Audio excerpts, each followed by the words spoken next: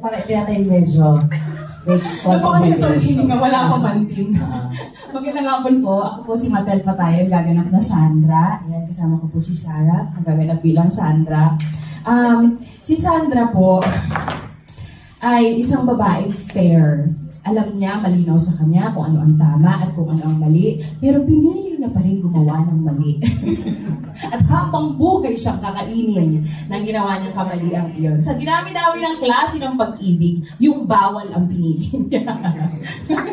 Dahil si Sandra po, ang kanyang love interest, are you ready, Chay? Ang love interest po ni Sandra ay ang kanyang kuya. So, opo, tabu po yung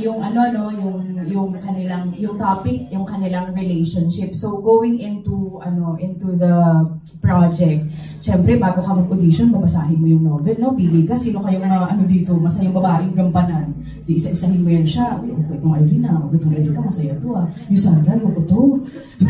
Kasi hindi to komportable. Diyos ko, sa kahit saang parte ng kasulok-sulukan ng katawan ko, hindi ko talaga kaya. Pero, nung binabasa ko yung chapter ni Sandra, ito yung magic ni Sir Ricky, na medyo bandang dulo, nakakalimutan ko ng magkapatid sila. Tapos yung lumulutang na lang yung love nila for each other. Tapos bandang dulo, natapos ko na yung chapter, I felt for them. For the characters, for Sandra, para sa kapatid niya, para sa naging ganyan-ganyan niya, sa mga nakasama niya pa sa buhay. Tapos napa-question ako, immoral na rin ba ako? Kasi bakit ako nakaramdam ng gano'n? Malito, next chapter, ako na yan. Nasa ending, nabunot ako ng universe. ako yung napili. Ako yung nabunot. So, nung in-offer, nag-isip talaga ako ng mabuti kung komportable ba ako sa role na ito. Nag-a-align ba ito sa morals ko bilang tao? Gusto ko ba siyang bigyang hininga sa entablado na may makakapanood? Responsableng bagay ba ito na ipalabas? Mga ganyan. Pero at the end of the day, hindi pa rin ako komportable sa kanya.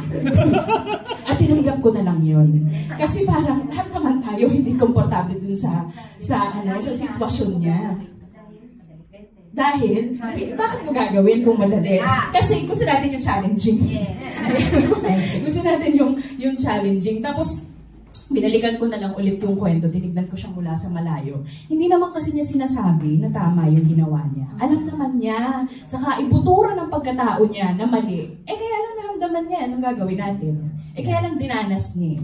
Tapos kaya kanina meron pong mga audible and semi-violent reactions nung sinabi ni Sir Ricky na meron 3 o 4 na babae lumapit na dinanas sila o sila si Sandra. So, sige na lang, para sa kanila din. Baka kailangan nila ng karamay.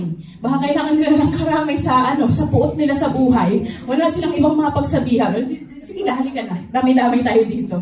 Pareho tayo ma-challenge. Sige. Ganun po. Ang hirap. Basta, yun po ang ending. Hindi po siya komportableng role, pero kasama itong mga malulupit na collaborators na ito, I'm sure tatahakin namin siya at i-handle namin siya responsibly at ng buong ingat kung paano man. Ay, si Sandra! Ang mga choices! Thank you so much. Let's go to Sarah. Hello.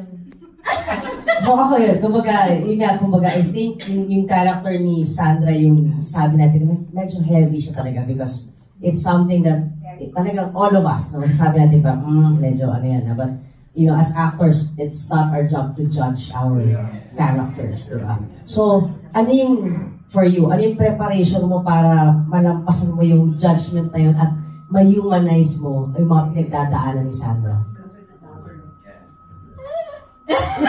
Insist! Pero, I think the process for this would be, because an example would be during the audition, when you get to know Sandra, you would immediately think, incest.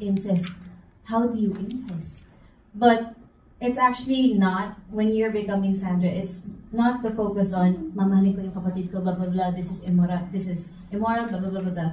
It's more on, it's not who they are, but who they are, your role in life na kapatid ko siya, but who they are na, ito yung minamahal.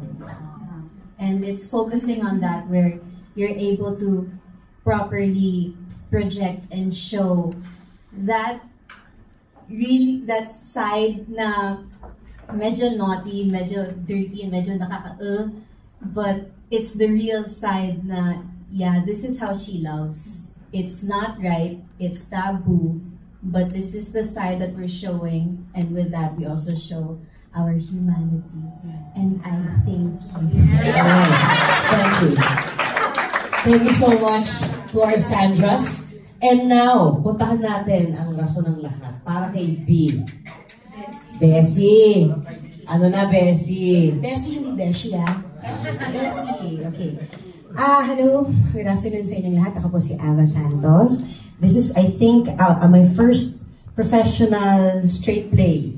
Because I've only been doing musicals, and for the longest time I've been performing in a band. Ito ulit yung parang muling pagtatambala namin, hindi ko manalo. Kaya excited ako since 2011 na nung ginawa namin yung sira ng isang sarsuela. Anyway, I'm playing the role of Bessie, ang love interest ni Lucas. Alam naman natin na si Bessie ay ang inspirasyon ni Lucas sa lahat ng mga sinusulat niya. At ganun din, isa sa mga kwento na sinulat ni Lucas. Nabanggit yung iba-ibang klase ng love. Hindi ko na masyadong papahabain. Nabanggit yung iba-ibang klase ng love. Pero para sa akin, si Bessie, yung pinapakita ng character nito ay paano mahalin yung sarili. Very selfish. Ano yung self-love? Si Bessie is the kind of person who is explicitly sinasabi naman to, na sexually forward, gets what she wants. Kung ano yung gusto niya, yun yung makukuha niya. Kasi hodang may nakatali doon or what, makukuha niya yun kasi gusto niya. So, lahat ng pleasure, bibigyan niya sa sarili niya kasi mahal niya yung sarili niya. Kung ano man yung dahilan ng pagbigay niya ng pagmamahal sa sarili niya, may dahilan yun. Tsaka parang I feel and I think that merong Bessie sa bawat isa sa atin. Hindi lang, ito lang yung unfiltered version. Kumbaga parang, basta, yung mga selfishness, yung human tendencies na conflict between right and wrong, pinapakita yun dun sa play. So, excited akong mapanood yung lahat. Excited na matawid at maipakita ng maliwanag yung difference. So, meron din totoong Bessie eh. So, totoong Bessie tsaka yung Bessie sa kwento. So, yun. This is really something to look forward to, and I hope you are all as excited as we are. Maraming salamat po. Thank you very much, Ava. And now, let's go to Lucas. Actually, sobrang